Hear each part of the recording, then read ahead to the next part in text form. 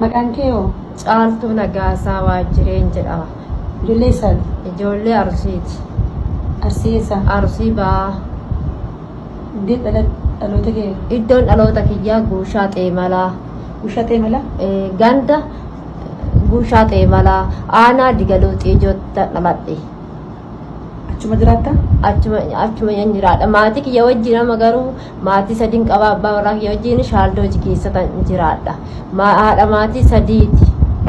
Ijoollee shamaraa lamaa fi dhiira tokko qaba. Ijoollee guddifadha daa'immantii yan jijjiira jedhee biyyaa ba'ee tanan haramni akkati naga taqqaxxee maamaatiyya jedhee luka jalatti kufee maamaa ta'eeti jettee na dhidhiittee narra deemtee lukaan narra deemtee gurrarra na deemtee mataarra na deemtee gurri tokko sirmaa nan dhaga'uyyuu mataan illee nan dhaga'e mataan illee of nan beeku akkanumaa nan deema waan ta'eef mataan illee sirrii nan jiru. Uffata kanaan lafarra na gangalchitee uffata kanaan awwaara keessa daara keessa na gangalchitee aga dandeessu na dabadabdee akkanatti na dabadabdee achi kaatee illee deebitee ta'u ganna baastee balbala illee natti cufuuf taatee ta'u deetee sina jeesallee naan jette sina jeesa ana afaan hin beeku afaan beekee ni madhu jettee dabdee kaatee sina jeesa naan jette wanni isheen irratti na hojjenne hin jiru. Amantaan kiyya kiristaana.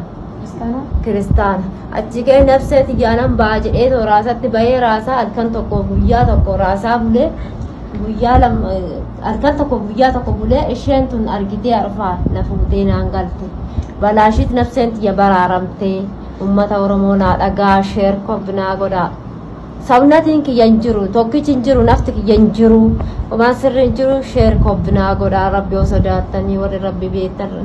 Fira qabdi as keessaa? Fira nan qaba as keessaa suurii keessaa fira nan qaba.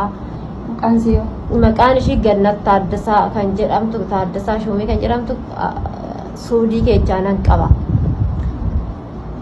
Iddeen biraas miidhameera? Lubni kiyyaallee sirrii nan jiru kanatti na dabadabdee lubni kaadillee.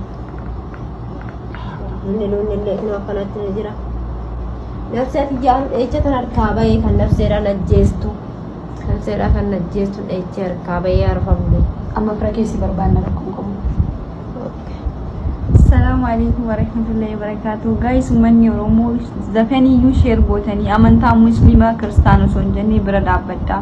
Akka nama tokkoof jijjiirattee biyyaa baatee argitanii wanti baay'ee isinitti hin jiru. Innaa nu waan biraa nu qaqqaaraa osoo hin taane maatii isii bichaatti nu suqa. Maatii isii bichaa argitu. Maal jennee akkasitti himnu nutti ulfaate wallahi jechuun qaalaaf hidhamne kanaafuu sheer bichaa waa maatii isii biraan nu ga'a waan biraa nu qaqqaaraa isiniin jechuu miti yaa uummata Oromoo garaa walitti wallahi saalfattee mucattiin osoo uffanni isii muluun wallahi ilaaluu saalfannee akkam akka godhattu sa'aatii erga nu bira geettitirraa wallahi bataam itti ulfaate amaanaa isinitti haa ta'u. Nuti sheeriif laayikii argachuuf osoo hin taane maatii isii soqudhatti maatii isii argachuu hin dandeenye. Awwaara keessa na gangalchitee aga dandeechu lafarra na gangalchitee na dabadabdee ta'u. Paaspoortiis waan irraa fudhatte? Uffata kiyya muluu na harkaa fuutee bittistee tana lamaan nan bahe ibsetiyyaa fi tanaa nan bahe uffata kiyyallee baasaboortii kiyyallee waa hunda narraa fudhattee ta'u kan najjeestuun jalaa bahee haati Askaalaa Taaddasaa jedhamti. Askaalaa Taaddasaa? Askaalaa Taaddasaa jedhama. Haati kee moo? Abbaan manaa kee abbaan manaa kiyya Dajanee Baqqalaa Hodaa jedhama. Abbaan kee? Abbaan kiyya Nagaasaa Waajjiree. Innaa guys namni warra isii beektan tiktokii keessan nu dubbisan amaanaa isinitti haa ta'u innaa wallahi akkuma nama tokkooti ilmaan sitti galchu Oromummaa fudhannee gallee malee maatii isiirraan beeknu lakkoofsan beektu waamuta akkan beektu kanaayyuu erga turtee of beekuu jammarte kinoo isiin bira jirti erga turtee guyyaa fudhannee sa'aatii kana kinoo of beekuun isiitu jechuudha kanaafuu amaanaa isinitti haa ta'u amaanaa innaa akkasii sheer kooppilingi bichaa gootanii maatii. Ayyaa carraa shamarran keenya biyya Arabaa jirru maali garuu carraan keenya obboleettiin keenya kuni akkuma viidiyoo ishee agartanii akkuma anaa akkuma si'i biyya ormaa kana nan dalagadha jettee dhuftee biyya ormaa keessatti immoo dararaa hedduu agarteerti akkuma viidiyoo irratti jalqaba irratti agartanii obboleettiin keenya kuni egaa akka ishee himachaa jirtutti madaamitu na tume jettee madaamintuu na tumtee hedduu na tumtee baay'ee na tumtee achumaanini ana afaan illee beeku haadha ijoollee sadi'iitii biyyatti illee jettee dhalattuu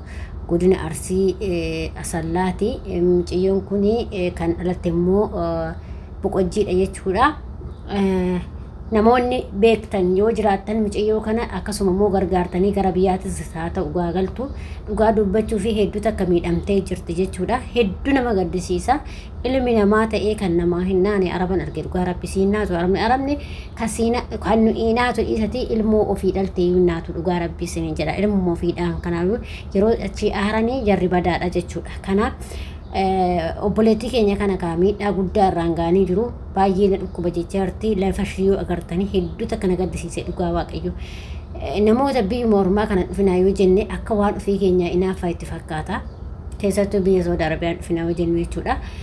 Innaa obboleettii keenya kana adirraa keessa hundi keessaniyyuu akkuma agartan viidiyoo agartaniini laayik sheerii gochuudhaniin ummata biraan gahaati dhimma ilma ilaalatu biraan gahaati akka mootummaan nu argee wanta kan nurraa cufamu abboon nurrumaa haa cufamu kana barbaanna. Ashamaa akkam jirtu hordoftoota kabajamtoota chaanaala kootii kan biyya keessaa kan biyya alaa akka jirta itti nageenya waaqayyo isin haa baay'atu. Akkam jirtu kan obboleettiin keessan nagaa guutuun qaba. Galata waaqayyo isinillee baga nagaa taatan baga jiraata isin jecha. Egaa warroonni ala chaanaala kee afaaraa taatan immoo subscribe gochuudhaan maamila keenya ta'aa. Egaa hordoftoota kiyyaa akkuma argaa jirtanii obboleettiin keenya kun akkuma anaati akkuma siilan dalagadha jetteeti keessattuu haadha ilmoo qabduudha. Hedduu garaa nama nyaatti haadha ilmoo qabduudha. Ilmoo ishee tan guddifadhaa isheen jijjiirama jedhee tan biyyaa bahee waan kana ta'e maaloo madaan midhaanii maaloo maamaatii siyaama sammasunaan jettee waa hedduudhaan jettee na tumtee lafarra na guttuttee carqii takkittiidha nan bayyetti carqii takkittiidha yuunifoormii takkittiidha nan fiigichaan jalaa bahee guyyaa tokko fi halkan tokko fi guyyaa tokko ala oolee akkasitti ijoollee tana argee ijoollee tana biratti ijoolleen tun naaf fuutee galtee itti jirti. Haa galatoomanii haa ulfaatanii ilmi namaa namummaa ta'ee nama gargaarumsaa qorichaa waaqayyoon olataa isaaniif haa deebisu. Ijoollee tanallee haa galatoomanii har'a biyya ormaa keessatti bakka duute hafte jechuudha bar. Innaa akkuma agartanii immoo viidiyoo namaa kana sheerii godhaatii wanta dhimmi ilaalatu biraa addunyaa biraan dhugaa rabbi nuti gizee dubbannu waanuma sobaati. Keessattuu ijoollee haarawa dhuftu kan dadhabnee haarawa dhuftu kana kan sirriitti dararamaa jiru jechuudha. Ijoolleen haa gaaris hojjetanii haa badaas hojjetanii isa waaqayyotu beekaa garuu ijoollee haarawa dhufan kan sirriitti dararamaa jiru. Ijoollee keessa turree akka kanaa miti jechuudha. Ijoolleen keessa turree jirru dararaan akkasii nurra hin geenye jechuudha. Maaliif nuti keessattuu immoo yeroo kana keessatti beektanii ijoollee wanti irra caalaa jarri kun dararaa hin beektaniif ijoolleen biyyarraa dhufu hundi isaaniitu moobaayilii qabata. Hundi isaanii moobaayilii qabu jechuudha. Amatun garuu moobaayilii isin qabdu homaa beettee lakkoofsa tokko beettee hin himattu waan beektuun qabdu lakkoofsa biyyaa beettee himattu hedduu garaa nama nyaatti osoo hin baratin biyyaa baattee hin beekani haadha ilmoo sadii ta'uun oolu akka shinnaan jettee himatutti hedduu garaa nama nyaatti dhugaa'e. Ijoolleen keenya wanti irra caalaa kaawwan ijoollee kaawwan jechuudha. Mucayyoo kana osoo hin taane ijoolleen kaawwan kuwwan hundi isaanii silkii qabu. Ijoolleen keessattuu darramu silkii qabu.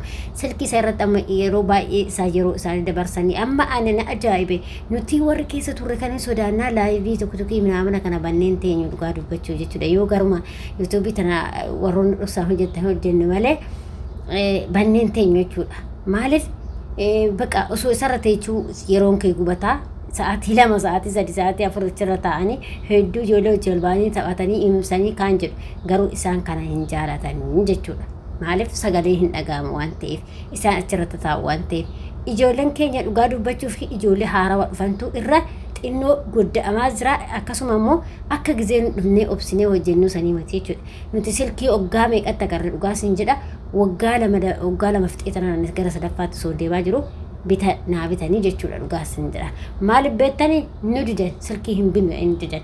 Maaliif akka ammaa kanallee miti silkii biyyaa fudhattee yuun dhuftu isaayyuu hin lolu jechuudha. Gizeen biyyaa fudhannee baqa nuti namaa wal qunnamuun hin jiru namaa bilbilaa haasa'uun hin jiru maatii keetiyyuu ji'a 4 ji'a 5 ji'atti akkas dubbista malee hin jiru jechuudha. Kanaaf ijoolleen keenya irra caalatti kan balleessaa jiru ammallee silkii kanaatu madaamidha walitti buusee dararaa isaa irra gahaa jira jechuudha. Kanaaf ijoollee keenya silkii kana adiraa keessan of eeggadhaa akka hanga keessa barattanii waa hunda barattanii amma fakkeenyaaf nuti keessa barannee jirraa waa hundumaa hin beekna sa'aatii isaa nu lolanii fi sa'aatii isaa hin lolle hin beekna jechuudha. Kanaaf adiraa keessan kun dhaabsa kooti silkii kana sirriitti adaraa keessan of eeggadhaa. Adaraa tuktukiirraa iyyina ijoollee baay'eedha kan tuktukiirra jiru adaraa keessan himachaallee kan jiran jechuudha.